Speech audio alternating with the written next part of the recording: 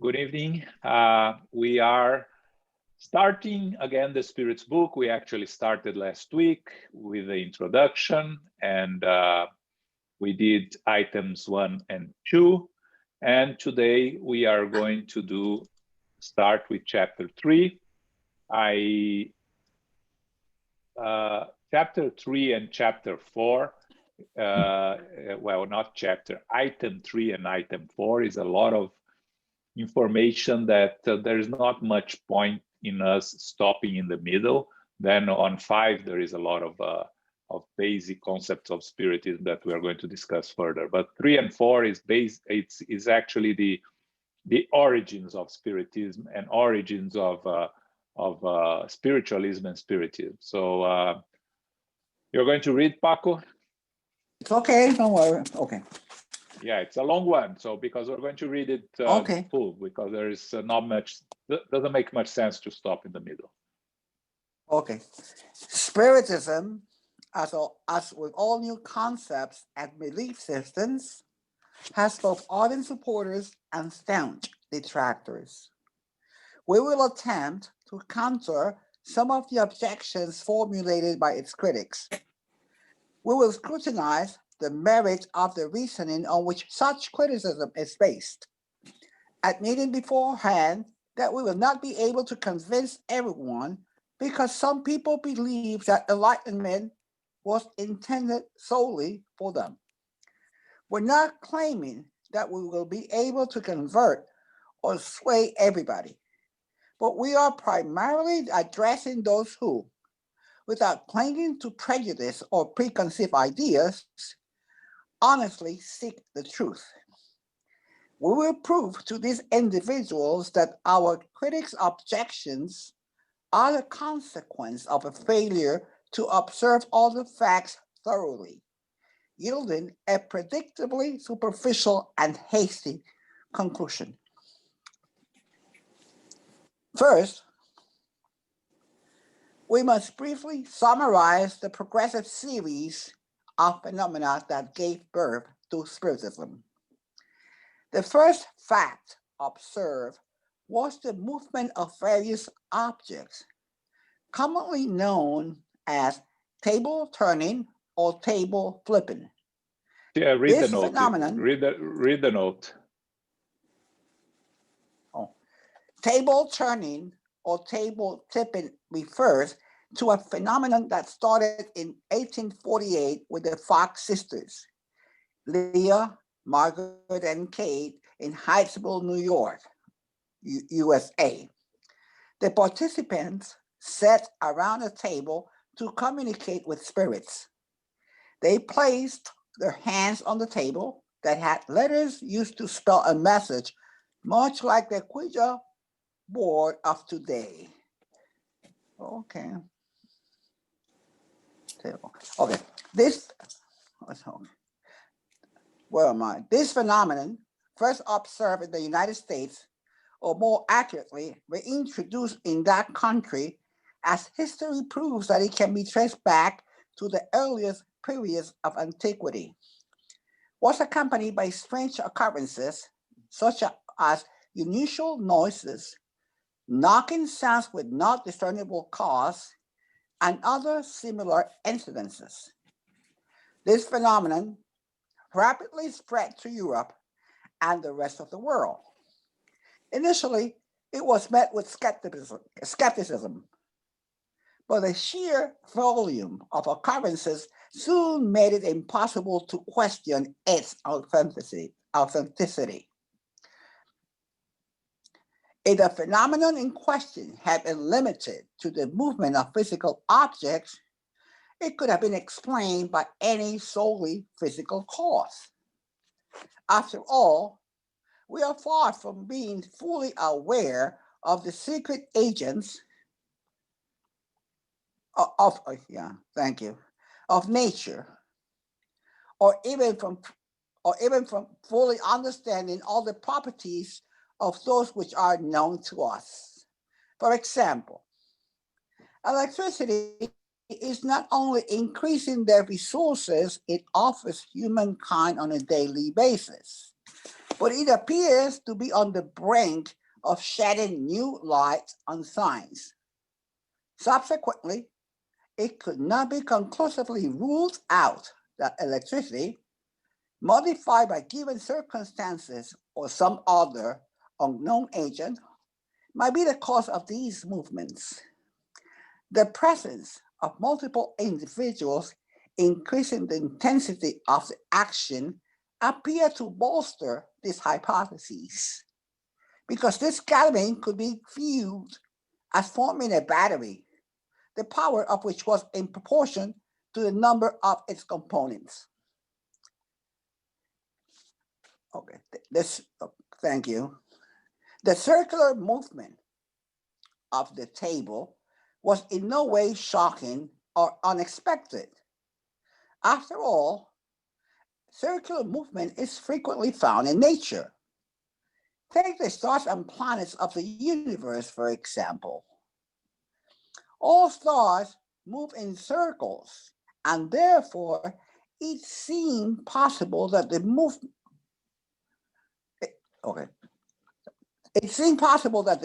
of the tables was a small scale impulse or reaction of the movement of the universe.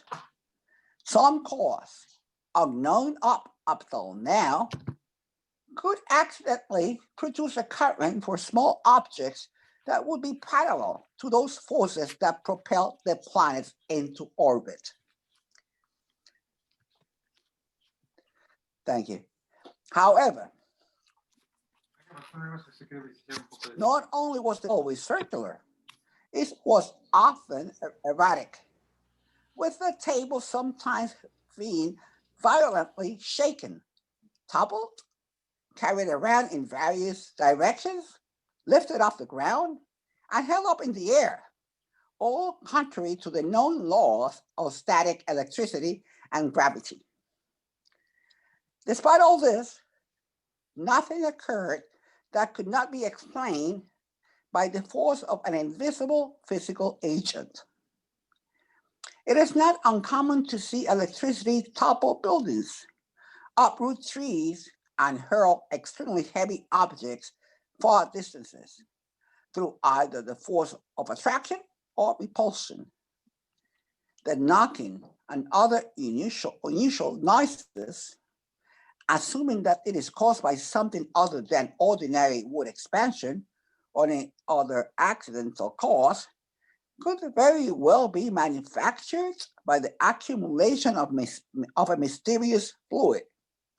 It has been observed, after all, that electricity is capable of producing the loudest sounds. Up to this point, everything can be considered as merely being an effect of physics or physiology. Without venturing outside these two fields of science, this phenomena generated a subject that was quite worthy of serious study and scrutiny by scholars. Why was this investigation never completed? As difficult as it may be to admit, the complete disregard of the scientific and academic world was based on something that once again demonstrates the superficiality of the human mind. First of all, the ordinary nature of the basis for the first experiments played a decisive role in this decision. The influence exerted by a simple word in regard to even the most serious matters is incredible. Roll it up. Okay. Without considering the possibility that this movement, thank you, without considering the possibility that this movement could be produced with any object, the use of tables was automatically associated with it. This deduction was undeniably made because a table is the most convenient object with which to experiment, and because people can sit around a table more easily than any other piece of furniture. However, people People who pride themselves on their intellect are sometimes foolish, and one can see how many leading minds may have considered it beneath them to give any credibility to what was commonly known as table dancing. If what had been observed by Galvani had been discovered by an illiterate or uneducated person, unchristened with a ridiculous name, it probably would have been relegated to a position right alongside the divining rod. What scientists would not, in that case, have considered it offensive to study frog dancing? I like that. Nevertheless, Nevertheless, a few individuals were humble enough to admit that nature might not yet have revealed all her secrets to humankind, attempted to investigate the matter. However, as the phenomena did not always respond to their trials and were not always produced to their liking or according to their methods of experimentation, they reached an unfavorable conclusion. Despite that conclusion, the tables continue to turn, and like Galileo, we can say, and yet it moves. We may further assert that these phenomena have been produced to such an extent that we have accepted them. Opinions are now only divided with regard to the nature. Can the fact that these phenomena are not always produced in exactly the same manner or according to the wishes and requirements of each individual observer be rationally considered an argument against their veracity? The phenomena of electricity and chemistry, for example, are subject to certain conditions. Do we deny their existence simply because they do not occur when those conditions are not present? Thank you. Is it that shocking that certain conditions are necessary for the movement of objects by human fluid, or that it should not occur when the observer insists on producing it according to one's own whims, or in subjecting it to the laws of known phenomena without considering that new facts may result from the action of laws that are new to us?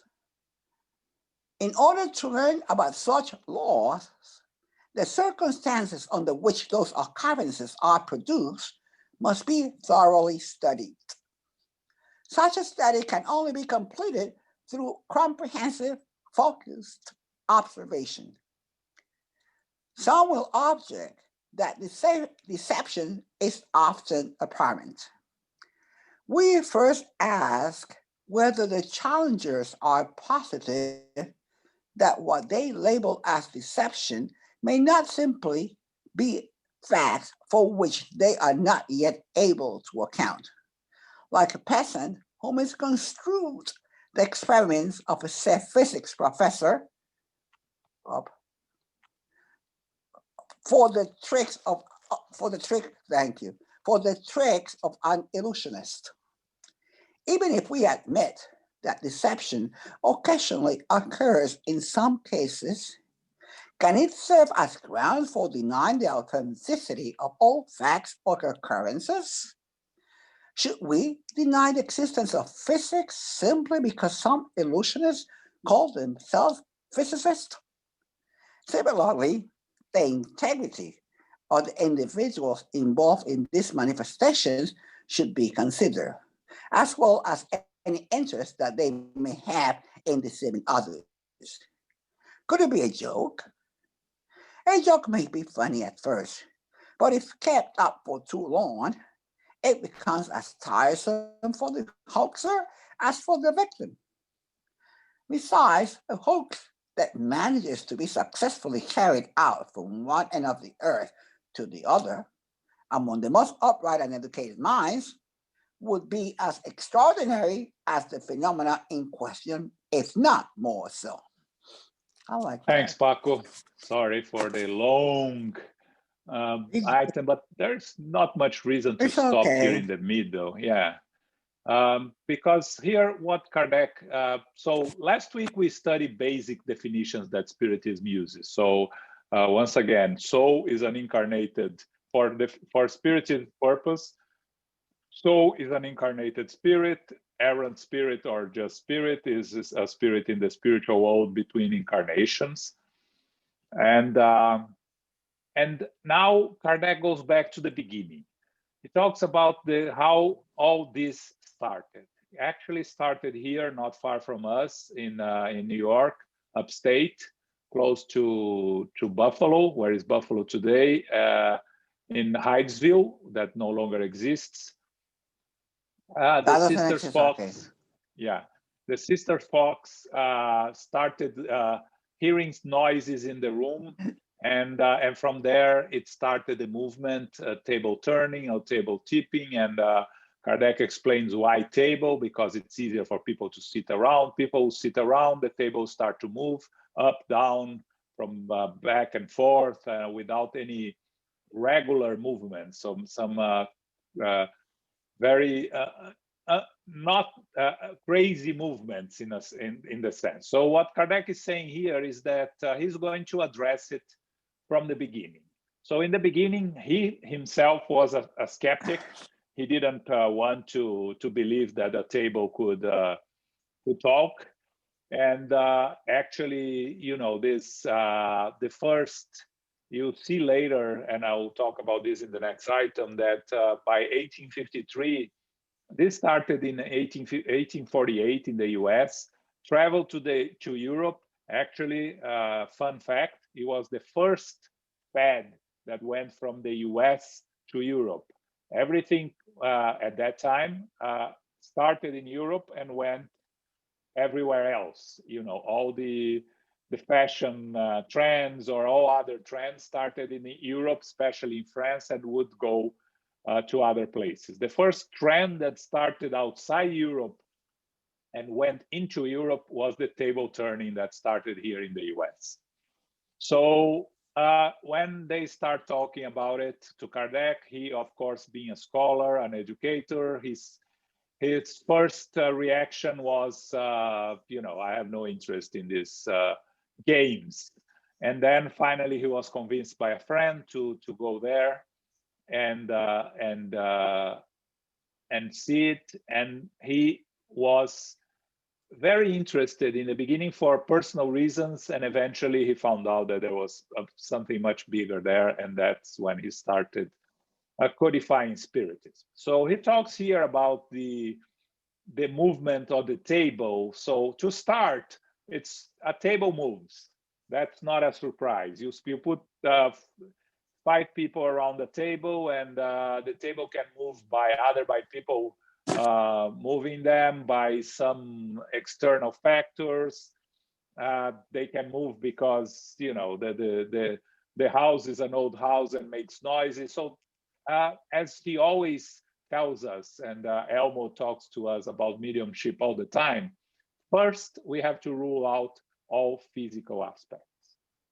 First, we have to make sure that there is no physical agent playing a role in the table turnings or table movements.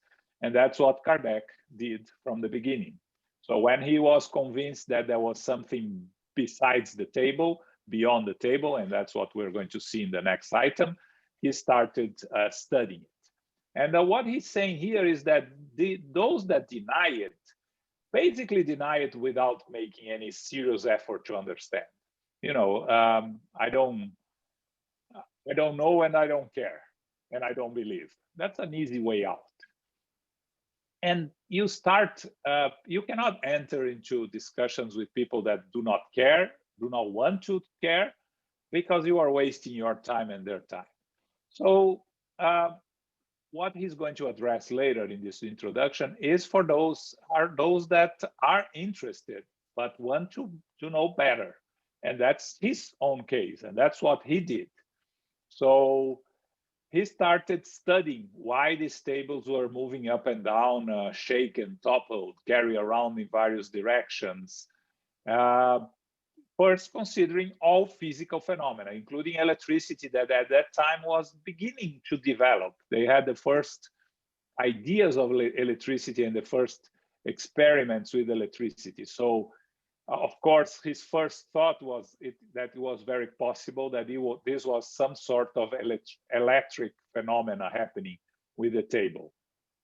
But at the same time, he says, why the scientists never paid attention to this? Why they didn't dedicate themselves to study a little bit before discarding like they do until today? They refuse to accept, refuse to believe, and refuse to study. It's very easy to discard something without studying. But if you want to discuss something, first you have to study and to understand. And he gives an example here about Galvani. For those that don't know Galvani, Luigi Galvani, he lived in Italy from 1737 to 1798, and he was responsible for what is called galvanism today, and still there is some use of the word. He made experiments with a frog and electrodes, and by these experiments, he concluded that there was electrical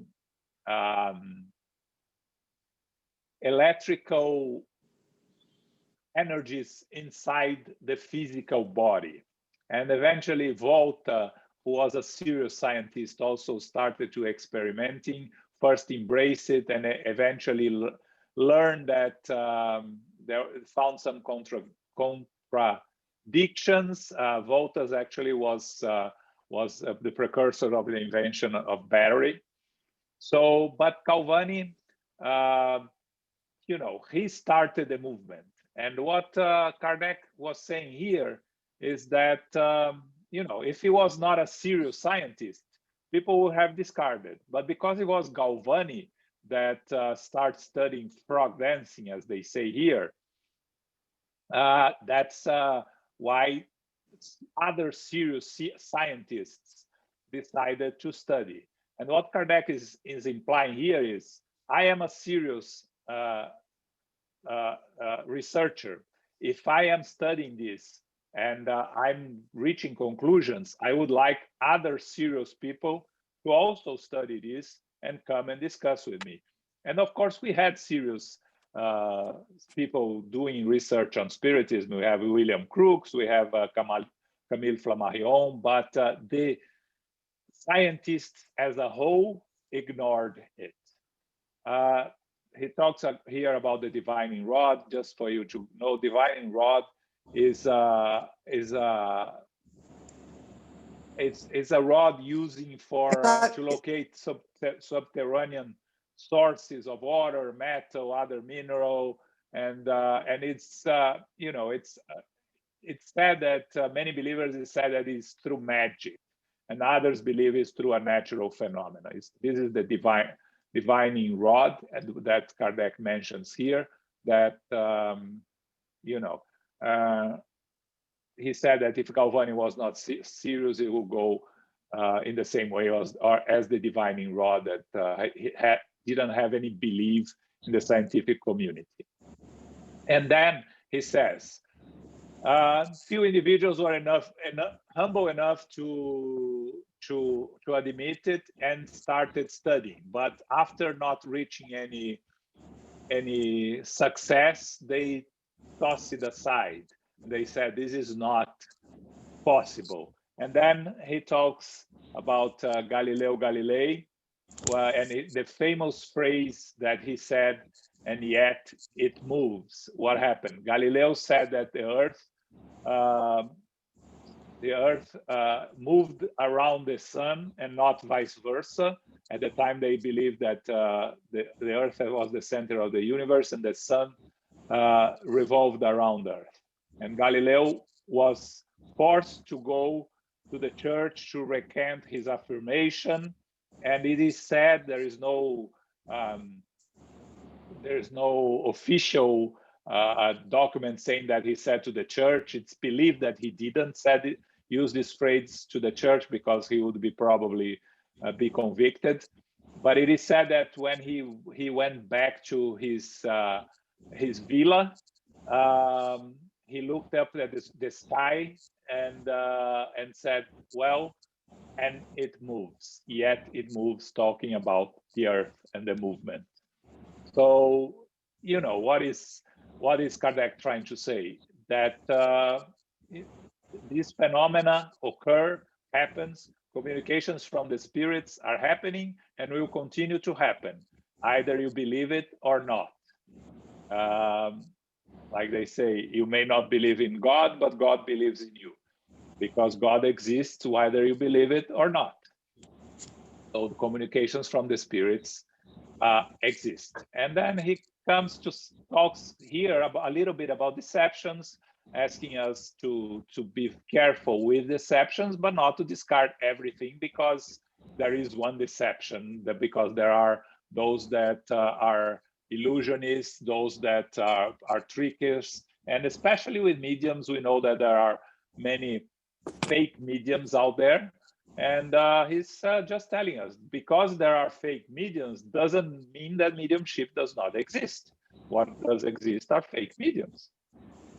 So he talks about it in the whole sense of communication from the spirits. Okay, that's it on this. I don't know if anyone has any comment, questions. Yes, Paul. I have a probably a question. The question is, what's the spiritual? I know, because this is like history, which is great. This is history, Joel. But what about the spiritual forces behind all this history? What's going on in the spiritual world? That's Am I making sense? That's set in the precedent of this history that we're talking about. What's behind the scene? If you are asking why it appeared at the time it appeared and not before, is that your question? Or what is the plan of the spiritual world? Or a little bit exactly. of both? Yeah, what's the plan in the spiritual world? Yes. You phrased it better than I did. Yeah, the spiritual world, the idea of the spiritual world is to help us move forward, to help, to clarify and to console us. These are the two main functions of Spiritism. Spiritism is here to clarify us and to console us. Anything outside that is secondary. Now, the spirits, they thought that at that time we were prepared to deal with this information coming from the spiritual world. Before that, people would be burned at stake because they would be called witches and other issues that we had with those that try to communicate with the spiritual world before science was able to separate itself from religion. So when science started to separate from religion in the beginning of the 19th century, the spirits had already a big plan to bring this knowledge to humanity, because they thought humanity was prepared. The idea is to help us progress. The communication with the spiritual world is a tool that helps us learn from the reality of life, of what awaits us on the other side, and what they can help us here in terms of consolation, hope, understanding, the two wings of evolution, the moral and intellectual. That's the part that they can play in helping and assisting us, the spirits. Okay.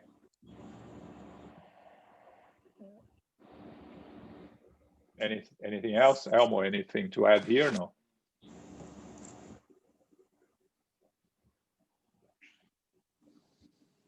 Nope.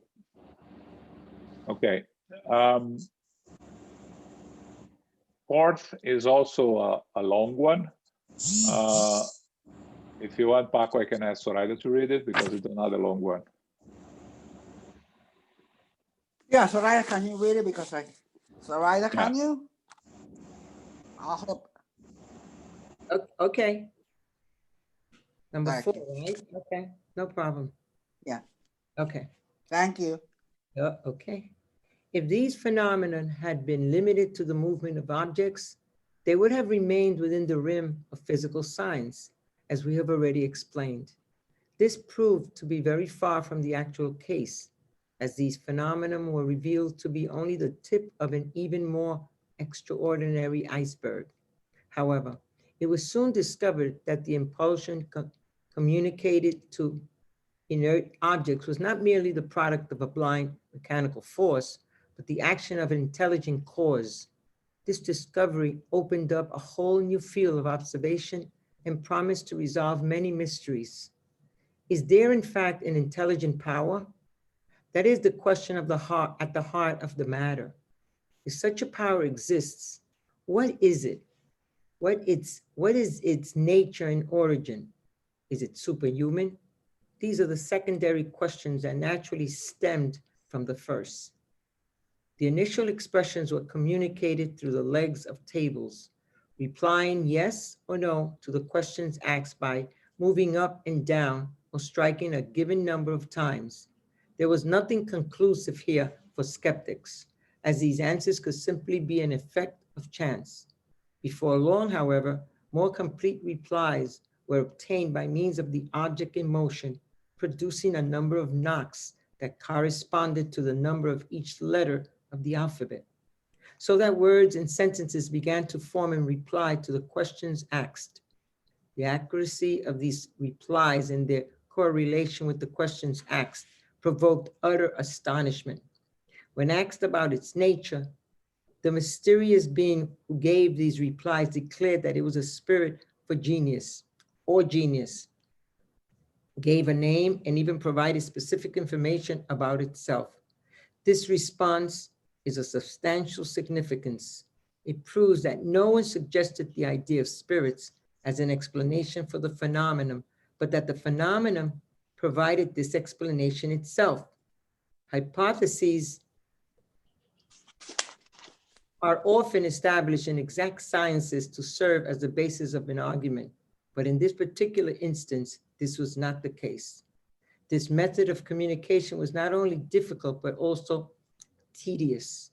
The spirits themselves suggested another method, a factor that is extremely significant. One of these invisible beings suggested attaching a pencil to a small basket or another object. This basket placed upon a sheet of paper was moved by the same secret power that moved the tables. However, instead of following a simple, regular movement, the pencil traced letters that formed words, sentences, and entire conversations, filling many pages with the answers to the most profound questions of philosophy, morality, metaphysics, psychology, and so on, as rapidly as it's written by hand. This suggestion was made at one and at the same time in the United States, France, and several other countries. On June 10th, 1853, in Paris, one of the most enthusiastic advocates of Spiritism had been busily engaged in contacting spirits since 1849, was offered the suggestion to fetch the small basket from the other room, attach a pencil to it, place it on a sheet of paper, and place your fingers on the edge of the basket. After these instructions were followed, the basket began to move. A few moments later, and the pencil legibly wrote, I expressly forbid you to repeat to anyone what I have just told you.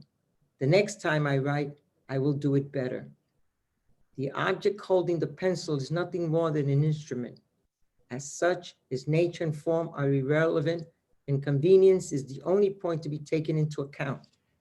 This desire for convenience led to many adopting the use of an instrument known as planchette. The basket or planchette moves only under the power of mediums, individuals who are gifted with a special power or ability and act as intermediaries between spirits and human beings. The conditions granting this power depend on physical and moral causes that are still not quite understood. As mediums are of all ages, are both female and male, and exhibit every degree of intellectual development, this ability can be developed further by exercise. Okay, thank you. So Kardec here is talking about the phenomena itself. So if the phenomena was just the movement of objects, then it could be explained by physical science. Right. Now, it's not. So what is behind this object? Is that an intelligent power? In fact, that's Kardec asking himself these questions when he first went. That is the question, right? If such a power exists, what is it? What is its nature and origin? Is it superhuman? You know, these are secondary questions that comes from the first. So the tables, the initial expressions through the tables were simply yes or no. And this, there is nothing conclusive on yes or no answers because, again, it's 50% chance of agreeing with it, 50% chance of being right or wrong, and very limited, right? If you have to, there are games you play to discover things that a person can only answer yes or no, and we know how difficult sometimes it is to get somewhere only with yes or no answers. So, but later they started receiving more replies based on the number of knocks that correspond to the number of each letter. But can you imagine a sentence, letter by letter, being produced by knocks? So a word that has a lot of T's or V's or U's, it takes forever for you to conclude that word. A word that has A, B, and C only, it's an easy one. But a word that goes to the end of the alphabet, it's a nightmare. So eventually this, of course, the people got tired very easily of this. But the spirits, actually, the reply they got from the mysterious being is it was a spirit or a genius, as it called itself, and provided more information, said that once lived on Earth, that he was in the spiritual world, and he continues to exist. So they reached the conclusion that there was an intelligent communication behind the physical phenomena that was happening, and that's when Kardec concluded that is when he started to study what was this intelligence behind it, and started to formulate questions to be answered by these spirits.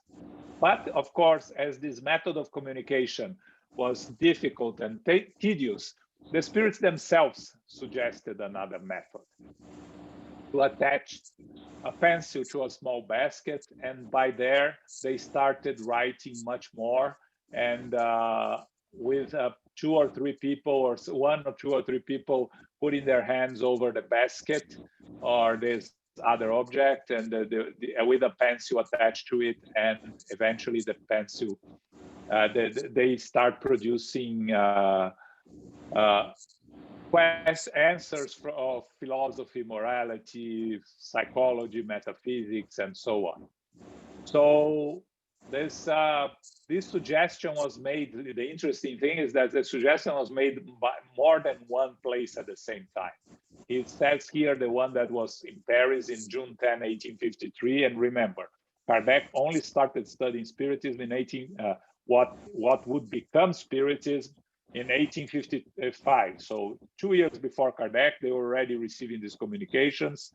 This person was busily contacting spirits since 1849. So 1 year after Sisters Fox, and he was already in Europe, in France.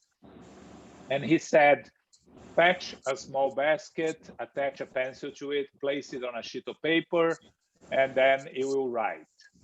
And this object holding this pencil, it's an instrument known as a planchette.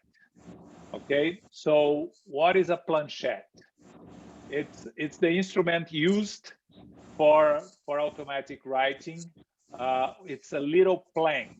It's the French from little plank.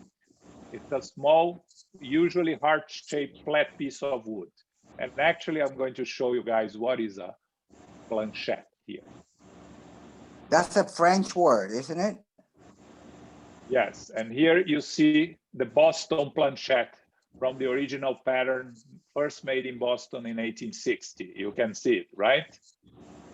This is a planchette. You see there is a pencil at the front of it. There is this heart-shaped piece of wood and some wheels in the back of it. So you put the table and the spirits will write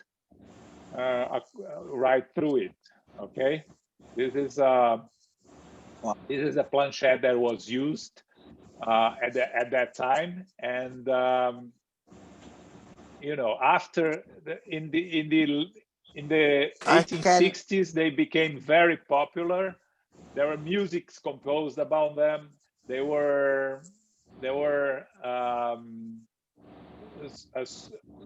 books, songs, and eventually, you know, it's there is an article from the Washington Post in 1907 showing President Teddy Roosevelt with a planchette, using a planchette.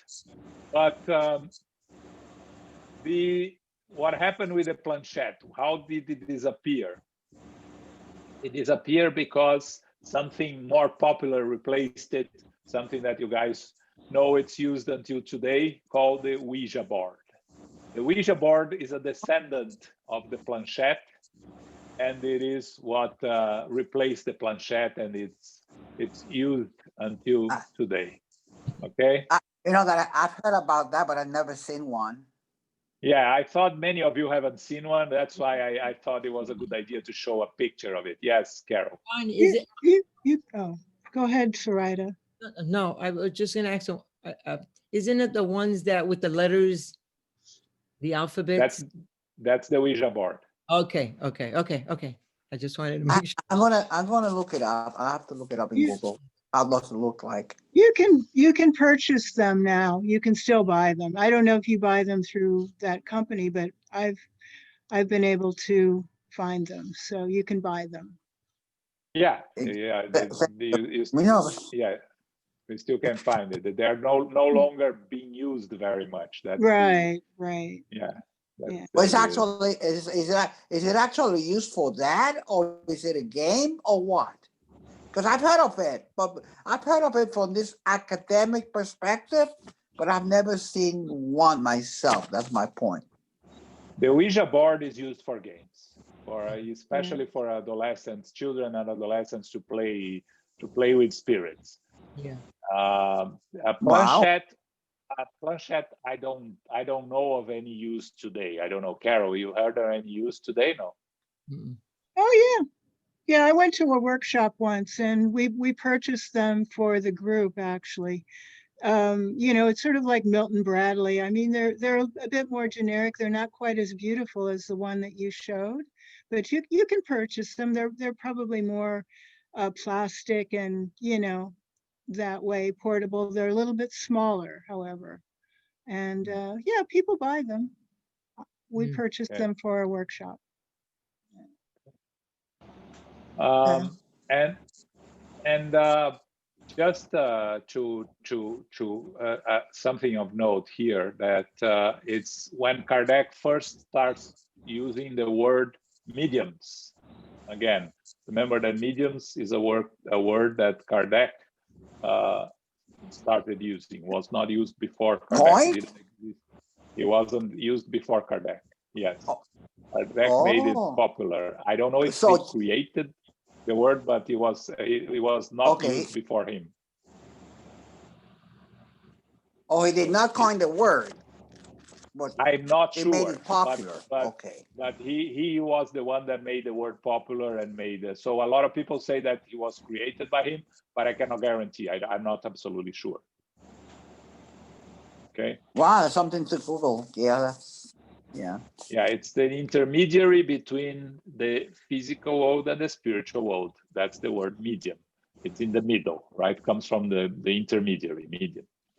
So Gotcha. here is where Kardec starts using the word medium, and he talks about mediums being all ages, both male or female, and we're going to talk, me and Elmo, we were going to talk Sunday about mediumship of intelligent effects. And so we're going to discuss a little bit medium and mediumship in that sense. And of course, we're studying the medium's book on the second part, and we're also covering that. Oh, this Sunday we have a conference? We have a talk, yes. You said this Sunday? This Sunday, yeah, 11 a.m. Yeah, I'm going to announce it later. Yes, Mariana, you open your camera. You have a question? Yeah, I have.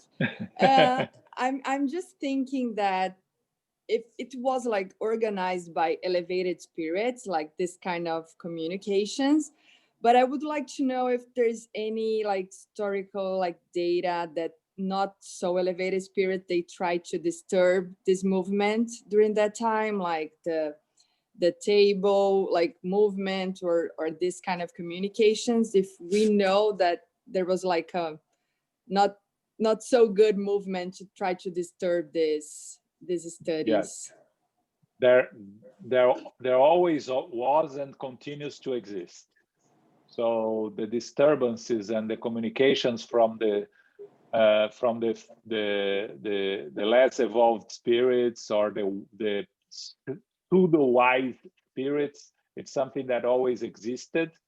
Some of them really believing on what they said, some of them really intending on causing harm to the movement, causing disturbances. And actually, the spiritualist, within the spiritualist movement, we had a lot of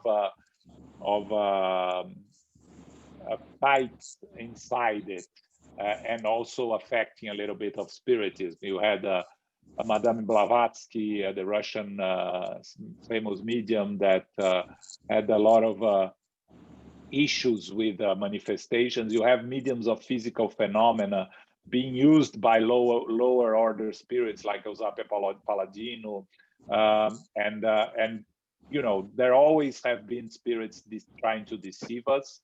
And Kardec actually, by the end of the medium's book, he gives examples of communications from serious spirits and from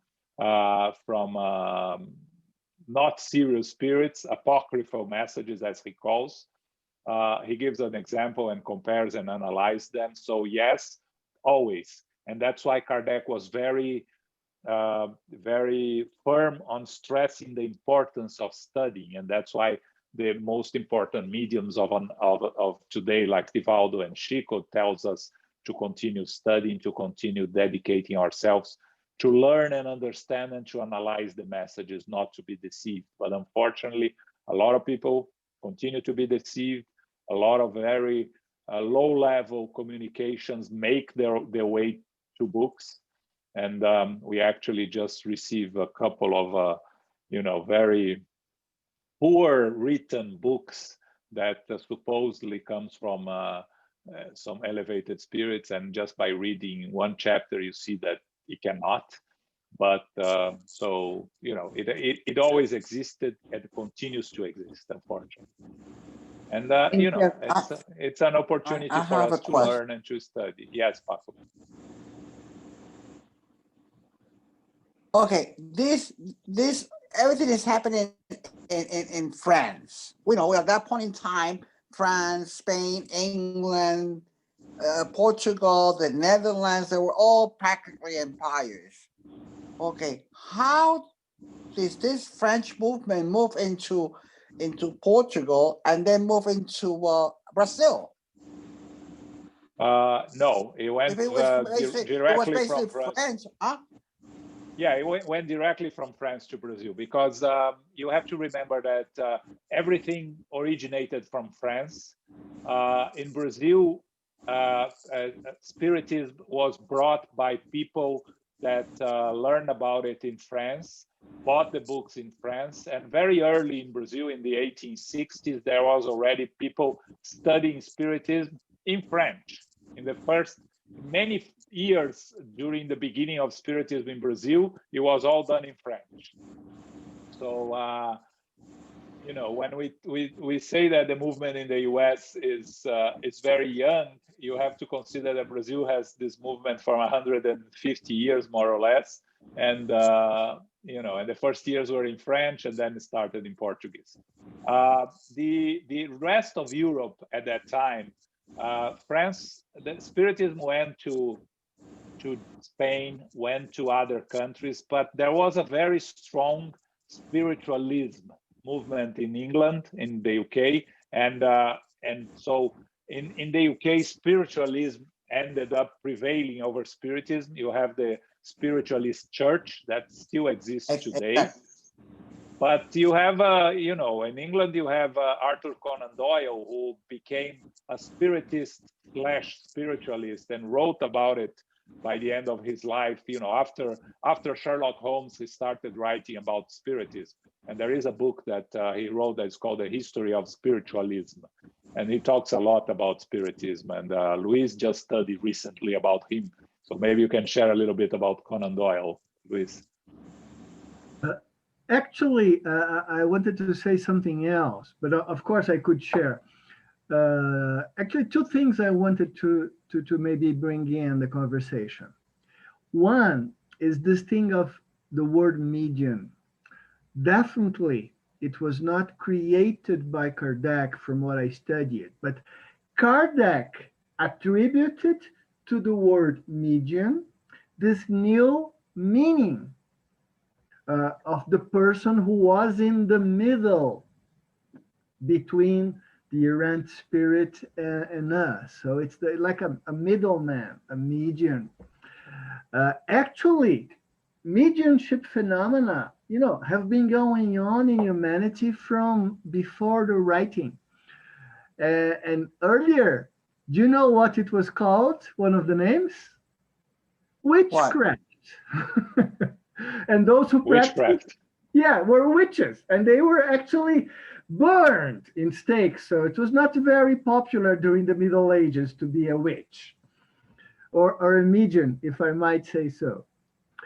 The other thing that I find very interesting is that it has to do with what you mentioned, Paco. There were, you know, mediunity has been happening all the time.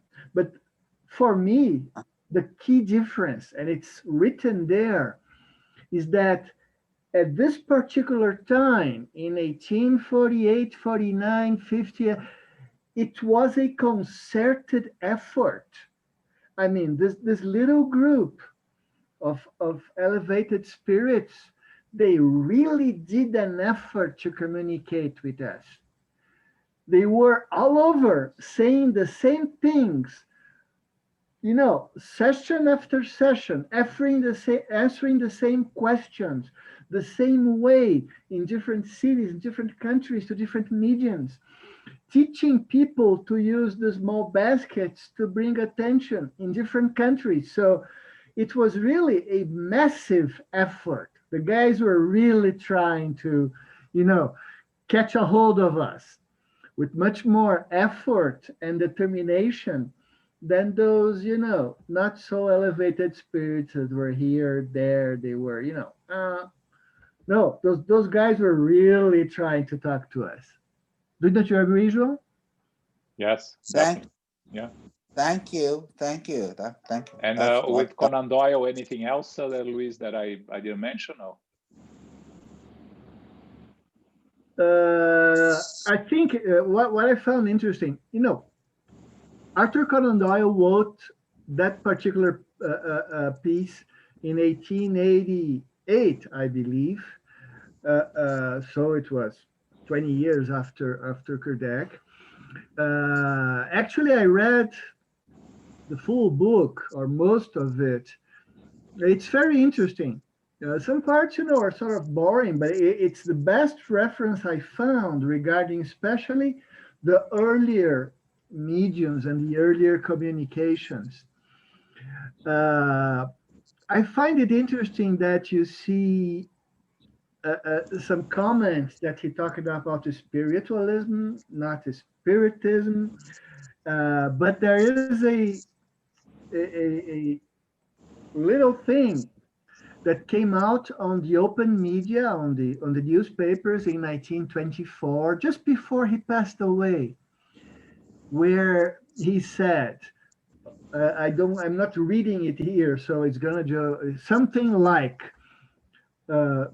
in his words, I believe Spiritism, and he says Spiritism, not spiritualism, is real and it's very serious and it's much more important than so many things that we study, and it go on. So he was a strong convert. He not only wrote about it, but he actually became to truly believe on it. And in this particular piece, he say, and I vouch my honor on it that it exists. We're talking about a very famous author. Yeah, and actually, I saw there is a video of an interview with him. Yeah, of course, from that time, yeah. If you look at the internet, there is a video, a movie that it's a 5-minute interview with Arthur Conan Doyle, and he talks about spiritualism and spiritism. Very interesting. Of course, the quality of 1920, you can imagine, right? But Wow. yes, you can find the video. Yeah, it's in YouTube. You can find it. Wow. You can find it. Yeah, an interview. You put Spiritism and spiritualism and Arthur Conan Doyle, and you'll find the video there. It's very interesting. And I always repeat, Spiritism did not invent mediumship. The phenomenon has been here, for ages.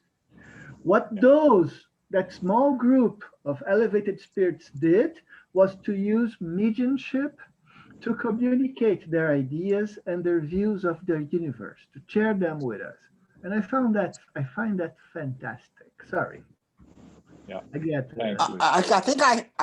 I think I heard here that Moses was a medium, wasn't it? Yes, of They course. didn't have communication. Almost for sure. Yes, the 10 Commandments were clearly a medium. He was not from God directly, but he was from a superior spirit for sure. So important in the history of humanity. He has to be from a superior spirit. If you ask me, I believe from Christ himself that dictated the commandments to Moses, because of course Moses is one of the spirits that work directly with Christ in taking care of this planet, right? But this is me talking. And Paco, there is even a silly saying that Moses was the first psychograph, but he wrote it in stone, not on paper. It's a silly saying, but it's funny. Yeah, I got it. That's a good one. In stone, I like that. That's a good one. Yeah. All right. Thank you for all the discussion. It was very good, and fascinating. Quite fascinating. Yes. Yes, it is. Left item 5 for next time. I didn't want to start item 5. There is a lot of after item 5. We're going to spend a good 2 weeks, 3 weeks in it, because there is a lot of the basic concepts of Spiritism that I discussed in item 5.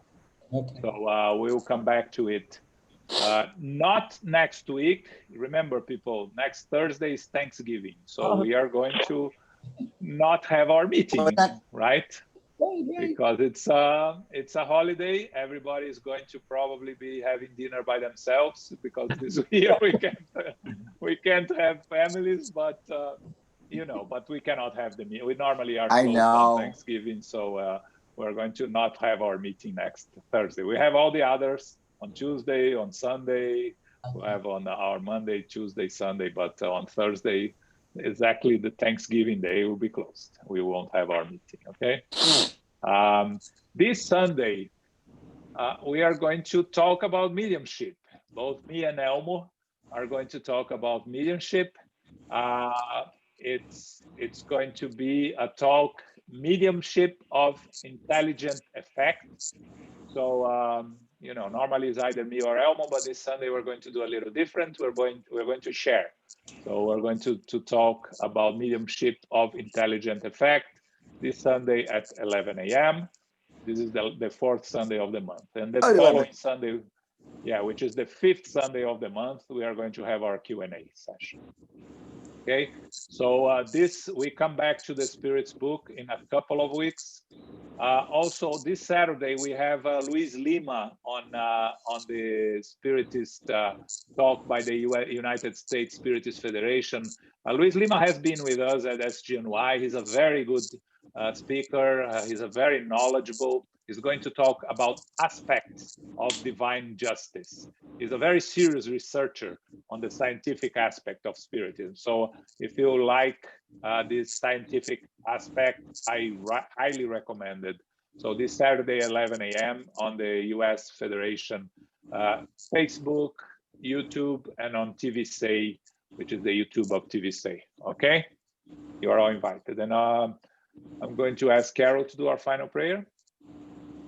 Sure, thank you. Infinite Creator, all goodness and grace, we are grateful to be together this evening for our studies, our new startup of our studies of the Spirit's book. We are grateful for the lessons that we have learned and shared together this evening. And we are grateful for our spiritual benefactors, the good spirits who are with us, inspiring us, guiding us, and helping us to have greater in-depth study, that which we can pursue each week as we go forward in this book. We are grateful for what we have received, the blessings of the wisdom, the knowledge, and that the Fox sisters brought us first, the table tipping, and Allan Kardec then pursued it with great depth and understanding and wisdom. So we are truly grateful for the initial depth of what they brought to us. We are grateful tonight to our spiritual benefactors, our teachers, our guides, who are helping us to maintain balance, equilibrium, to keep our hearts open and our minds focused. We are truly grateful for the gifts, and we know, especially during this time of year, that we retain the attitude of gratitude in all things which we are receiving and which we shall receive. We close this evening and continue throughout the week with our prayers, with our studies, with our mindfulness, taking stock of ourselves, how we can improve, how we can better ourselves and our community, our world around us. We close now and humbly ask for safety, protection as we go forth to family, friends, loved ones, and co-workers. We know that we are never alone. As we do our